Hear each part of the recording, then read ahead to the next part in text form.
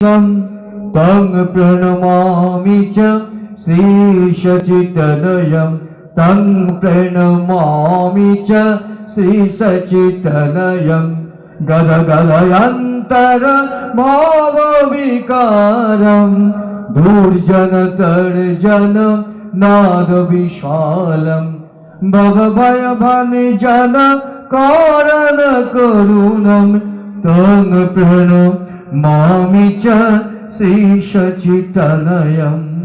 সেই সচিনন্দনকে প্রণাম করি। সার্বভৌম ভট্টাচার্য সচিতনয়াষ্টকম এই ভাব স্তবের মধ্যে দিয়ে তাকে প্রণাম নিবেদন করেছেন। কাকে? যিনি কলির জীবের অন্তরের অন্ধকার দূর করবার জন্য এসেছেন। ডেকেছেন কে? ডেকেছেন সেই মহাবিষ্ণুর অবতার শ্রী অদ্বৈত চন্দ্র।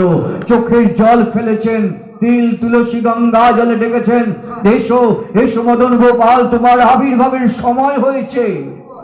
কলির জীব অন্ধকারে ডুবে আছে, তাদেরকে উদ্ধার করতে হবে। প্রভু তুমি এসো।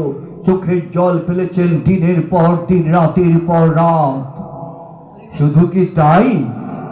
চৈতন্য ভাগবত বলছেন না তা নয়।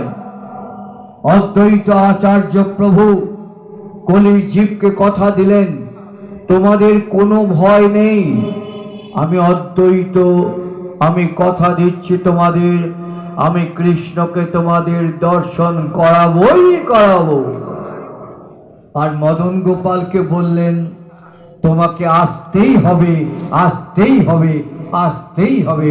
কতটা দৃঢ়তা, কতটা ভক্তি, কতটা নিষ্ঠা নিয়ে তিনি কথা বললেন। মদন গোপালকে বললেন তোমাকে আসতে হবে, আর ভক্ত কলির জীবকে বললেন আমি তোমাদের কৃষ্ণকে দর্শন করাবোই করাবো।